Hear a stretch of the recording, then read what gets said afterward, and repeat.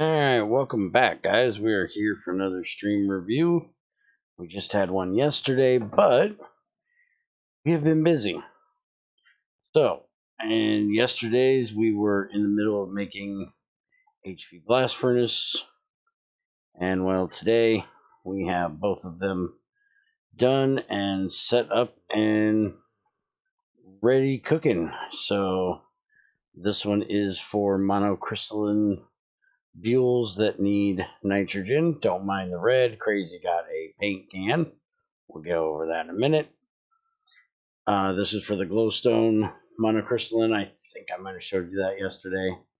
Then its twin brother here is our one for making titanium. So we have a HV chemical reactor here. Chlorine coming in from our tanks downstairs, which are filled from the electrolyzer over there. We get our chlorine from salt right now. Technically rock salt at the moment, but, or no, actually salt, but we get the salt from the rock salt ore. We get it from salt. So, rutile, carbon. There is another recipe where apparently we can put the carbon into a cell. Trying to find it here. Here it is. We can now make a carbon cell again, which is something that got rid of back in GT4 to GT5. So I don't know why it exists again, but apparently its only use is so you can collect carbon monoxide off of the titanium or from the rutile, which I have an issue with this because if they're trying to do proper chemistry, this is titanium dioxide, not titanium monoxide. So this should be carbon dioxide that we get off of here. One carbon, two oxygen, not one carbon, one oxygen. Except I guess they're doing one carbon plus one oxygen, but I don't know. It's just weird that they chose to do it this way, I guess. To me, personally. It still makes sense, but I guess it is two carbon, but yeah, we didn't care. You can take the carbon monoxide and electrolyze it and get one carbon and one oxygen, which I think this is the part where it confused me because you're doing two carbon and somehow you are not getting the two carbon and the two oxygen out that are apparently here. Just confused. Somebody else that knows chemistry better than me can try to, tell me how I'm being dumb, but to me it just doesn't add up properly. But I really don't give a shit about the carbon dioxide, so we're just doing this one. And then we actually already cooked our titanium. It goes from here, just for anybody that doesn't know the recipe, you make titanium tetrachloride. That then goes into a blast furnace with some magnesium, and you get out a hot titanium, which makes no sense because titanium is approximately the same temperature as iron. Learned that from GT6, by the way. So it shouldn't come out as a hot ingot, but I guess they want to make sure the blast furnace gets used or the vacuum freezer gets used for everything above like aluminum. So yeah, there you go. And then you get this magnesium chloride, which is a salt. And for some reason, that gets processed with sodium and makes small piles of magnesium and chlorine. shouldn't that be magnesium and salt? Where's the sodium? They're worried about saving the carbon in the other one, but they're not worried about you wasting sodium in this recipe. So we haven't set up this chemical reactor to run the magnesium chloride currently. We just have it is coming in here. We'll deal with that later. We literally just have the output of this connected to a output or input hatch down there, which if I come over here, show you better from here.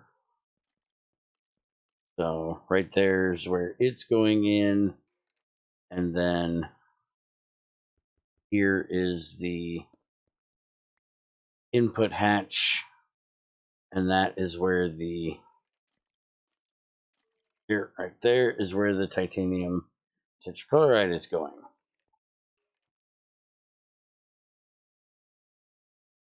Whenever we throw some more magnesium in there, up the next batch that's there waiting. I gotta shift and do it. Alright, so as I said, Crazy's got a paint can, so we have a red pipe. That is to designate that is the nitrogen pipe. So now whenever we come down here, I'm going to probably have her make a chart of signs over here that'll say this color's this color's that, because we're going to be changing out the copper pipes eventually, and they're all going to be Invar. We may eventually change Invar out to something else if we need, but Invar should be decent what we need. Then we don't have to come through and smack them with our tricorder, our portable scanner, which Crazy made me the other day and I forgot to show you guys. And so we now have titanium. And then this is her paint station right here. So you put in your dye, you need 8 of them. And let me actually jump upstairs real quick. I will explain all of this beautiful stuff moment. And you throw in 16 salt to go with it, and it will slowly process with the sulfuric acid that's in here. And there's empty spray cans up here, which is just simply a cell and redstone and assembler. Very cheap recipe. And as this processes, it will automatically output to the top, go up there to the canning machine, and once it gets all 8 of these processed, then we'll have a light blue can of dye, which has 256 uses on it. So they're very nice if you have lots and lots of things to paint. Then the other thing we worked on today is upstairs. So all the floor got done last night while I was supposed to be doing mining and music. And then up here you have my newest spaghetti monster, as XAR calls it. This is our processing area. Basically, the only thing we'll be coming up here for is to drop ores off. There will be a conveyor here, a pipe with a conveyor on it here, and you'll just set your box of ores down beside it, or bring up a crate of ores like this. You'll sit it next to it. It'll automatically pull it in, and that will run through there. Then the next step is we have a ore filter, Ordic filter for crushed ores. Send all of them that way. We have a dust one here, which is connected to this pipe, which I will explain the rest of that in a minute. We have this one, which does gems. There are a few that will give gems. And then this one is not actually hooked to power, so it has a conveyor on the pipe. Doesn't take power that way. It'll just pull everything right out of there and into the pipe system. And then over here we have, excuse me, had to cough for a second. This is for our chemical bath, which we will be putting mercury in. So I have a filter here set for silver, galena, magnetite, nickel, and lead currently.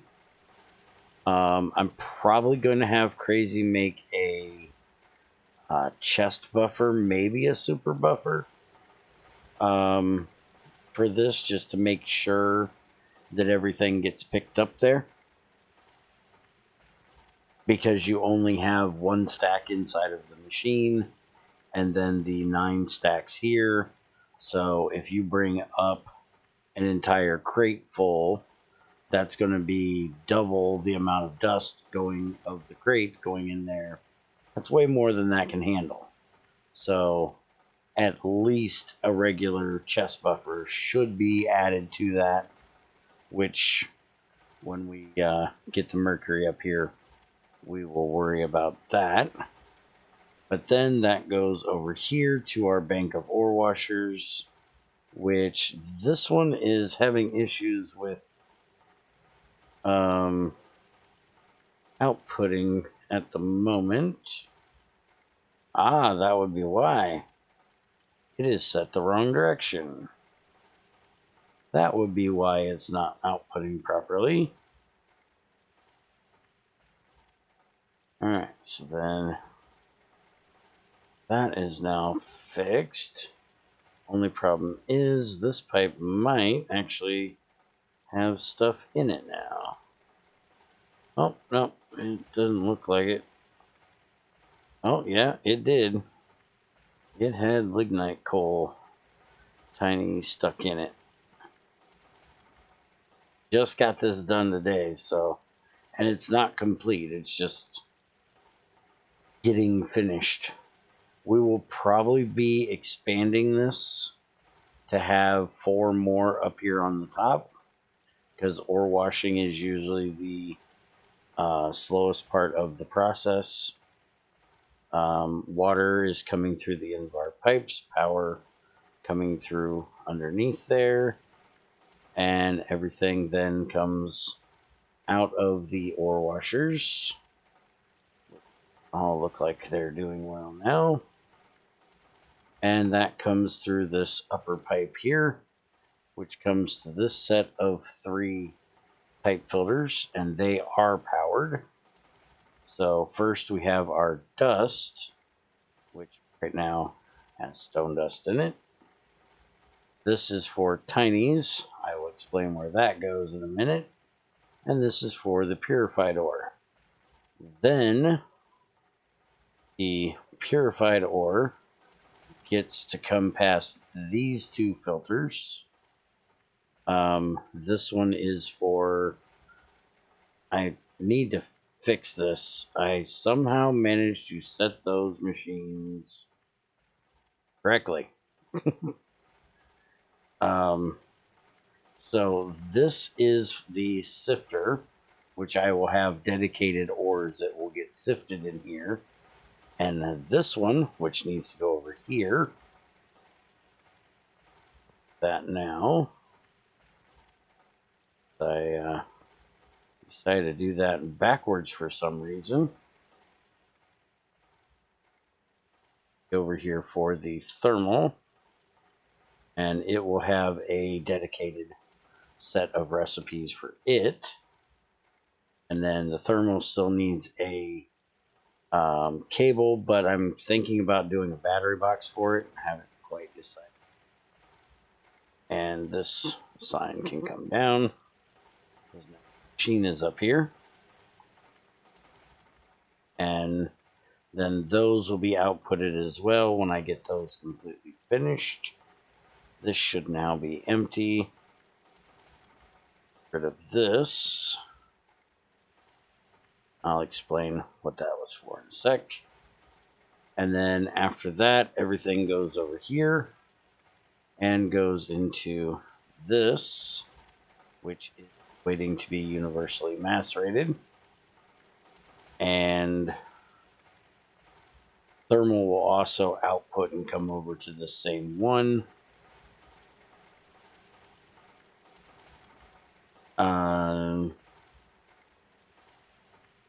Then we have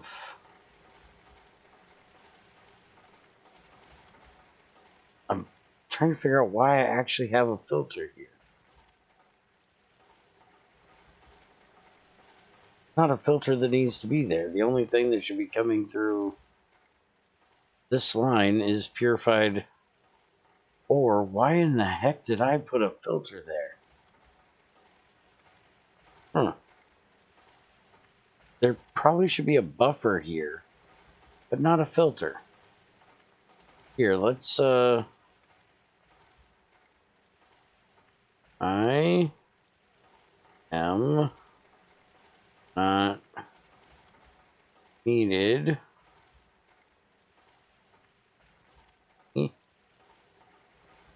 buffer.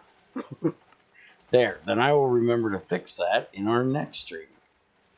So anyways, that comes down into the universal macerator, which then the dust comes out and goes to this Ordic filter, and this one gets the purified that comes out of there. There will be, when we get the thermal set up, because it'll run through the same one, it will be putting out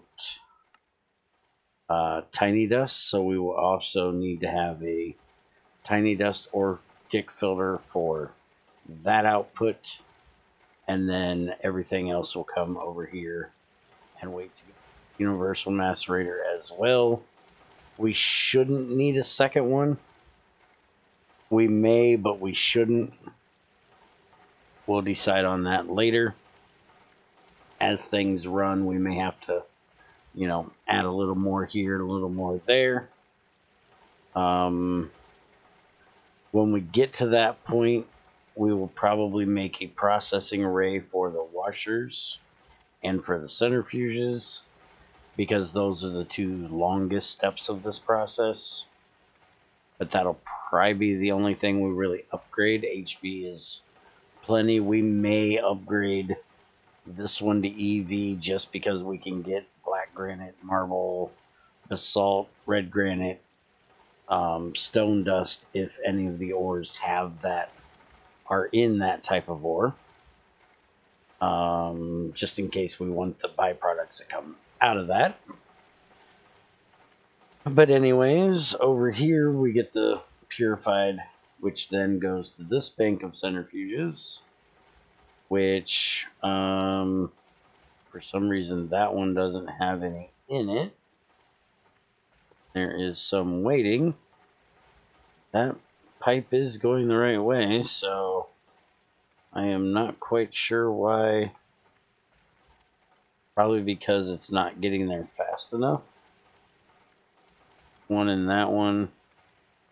There's only one, so it's filling those before it's outputting. These aren't connected to power, they just have conveyors on them to pull them out, so it doesn't go quite as fast as it could. We are changing most of these pipes out to Electrum. I'm going to be going and do my music here in just a little bit to go get some silver. This will already be done before you guys see this video. But then from the output of those, they come over to these two type filters, and this is for dust. This is for tinies. And the dust comes out, and right now we'll be going in this box. which needs to be emptied desperately. But that will be going to a large electrum pipe that will be running down across this room, the length of the room, all the way over there, and then coming down behind our periodic table to put everything away. There will probably be another one of those that isn't a periodic table somewhere. Maybe just here on the pipe floor, not quite sure. For anything that isn't an element that needs to be broke down through centrifuging or electrolyzing or whatnot. The gem one here will also be going to that same pipe. There'll be a gem area as well. For anybody that watches me play GT6, you'll know kind of what that looked like over there. We'll have the same type of thing here. And then finally, our tinies here goes into this pipe. It comes all the way back over here, mixed with the tinies here inside of this super buffer. And a super buffer, for anybody that doesn't know, has no GUI because it stores an infinite amount as far as I know. There may be an actual limit, but I've never hit it. It holds a super amount of different items, and it is actually set to output only stacks of 9. So any tinies that get put into there will come in here in a stack of 9 and get turned into a dust. And if I come over here and take out the stone dust right now, that'll let all that stuff go through, and then you'll see that it will process, and the next stack that it has will go in, and that'll process and put out the next dust. Just uses a dust schematic, and it'll just keep. So if it ever gets behind like it was because of dust being full, it'll just, or the output here being full, it'll just leave them sit there inside that super buffer, and whenever it can process them, it'll process them. And with these machines, we have this button right here. The power for this machine is actually going in this one. We hit this button, it automatically puts out its power, which goes here. That is set as well, which powers this machine. So all 3 of these are powered off of one cable. I can show you that from downstairs. It's a nice thing left over from GT4. So you can see right there, the power runs across those 3 and no cables going that direction. Also, we use LV type filters everywhere and just use transformers to transform down from HV. So that's why you'll see we have a MV and an LV transformer here. We have another over here, and then another over here. These have not been powered yet, but I may be powering them eventually. I just need more MV transformers. I currently only have 7 low voltage, and I need some MV. And we'll be eventually running EV up here, so that'll all change with some HV transformers as well to keep everything nice and powered up here. The main thing I'm worried about is the thermal, because it runs 3 for its recipes. It needs 48 EU a tick, 2 amps. So it's 24 volt, but it uses 2 amps of that, so it runs at 48. And I just want to make sure we have plenty of power to power that thing. But that is what we have been doing. Crazy is in the process of making another macerator for her to put down here. Well, you'll notice that our LV area over here is getting a little naked. We've moved a lot of stuff. We'll be moving a lot more stuff as we get everything moved around. This may completely get done away with, and we may take this to a pod system, just like we have everything over here that I already explained on yesterday's video. Those need to get upstairs. Yeah, this one is empty and that one needs to be sorted. Still trying to get everything cleaned up around here, but I thought I would let you guys come and see what we've been up to. We had a very progressive day.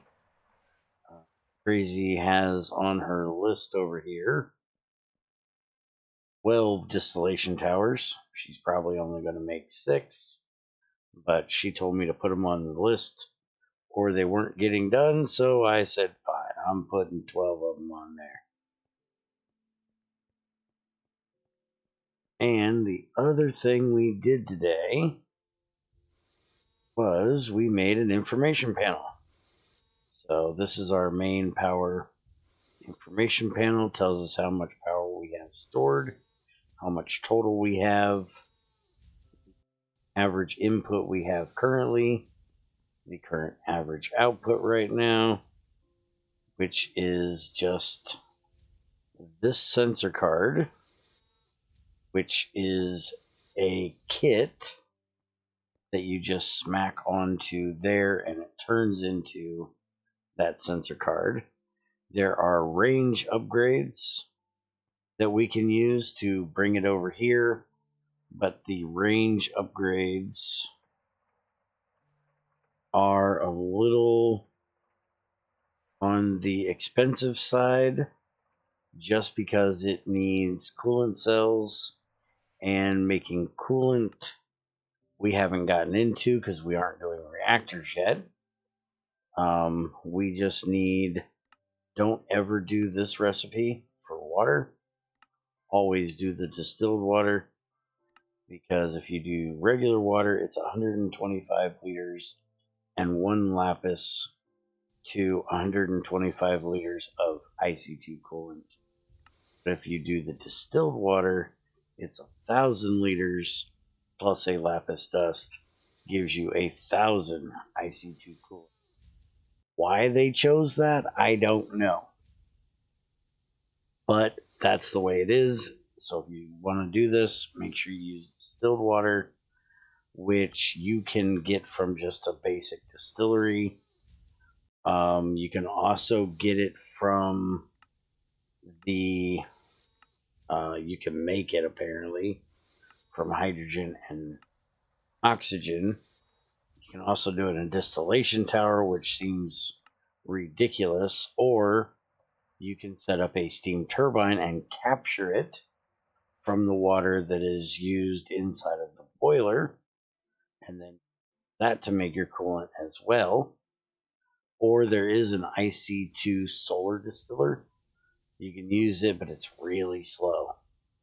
I would just use a GregTech distillery or the steam turbine capturing method myself. So eventually this will be moved over into the factory, so we don't have to come over here to check our power level. But I put it over here because currently the only thing we can do is open this and look at one battery and go, well, okay, we've got 7 batteries at just under 1 million. We've got about 7 million. Where this way we can look at it and it says exactly 6,850,058 total EU. So that is what's been going on today. I hope you guys enjoyed. This one was a little long, so sorry about that. And I will catch you guys next time. Don't forget to hit the buttons, do the things, and see you in the next stream.